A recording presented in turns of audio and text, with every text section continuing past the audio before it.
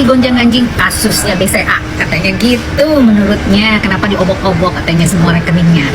Guys, saya nasabah prioritas dari beberapa bank ya. Dan tolong diingat, ada satu kerahasiaan dalam perbankan, tapi apabila dibutuhkan untuk proses peradilan atau kasus-kasus yang ada hubungannya dengan pidana, maka hakim, jaksa, atau siapapun yang terkait itu bisa membuka rekening tersebut tanpa sepengetahuan nasabah, guys. Jadi yang dilakukan oleh BCA itu sudah benar dan sesuai dengan rule yang ada.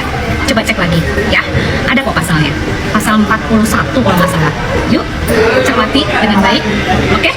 Jadi jangan melebar kemana-mana ya, karena kalau dalam proses hukum, orang yang sedang dalam masa peradilan atau dalam proses hukum lah ya, yang tadi saya sebutkan, itu memang ada kewenangan di hakim dan jaksa, guys. Oke guys, be smart. Gimana menurut kalian guys? Kita sharing yuk. Oke, salam Dita Gading. Apa yang ingin kamu tanyakan hari ini?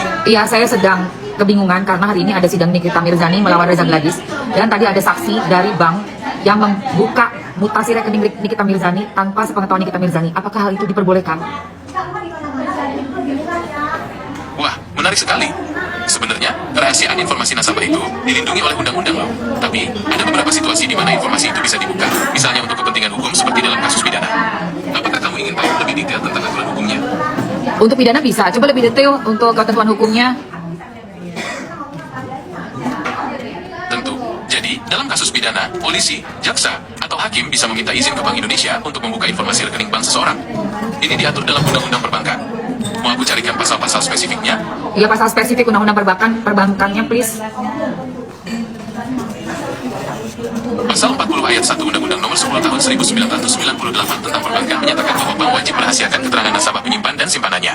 Namun, ada pengecualian yang diatur dalam pasal-pasal berikutnya, seperti pasal 41 ayat 2 huruf A yang menyebutkan bahwa untuk kepentingan peradilan dalam perkara pidana, pimpinan Bank Indonesia dapat memberikan izin kepada polisi, jaksa, atau hakim untuk memperoleh keterangan dari bank. Apakah kamu ingin tahu lebih banyak tentang proses perizinan ini? Berarti ya untuk kasusnya Nikita Mirzani, dia harus seizin dia tidak?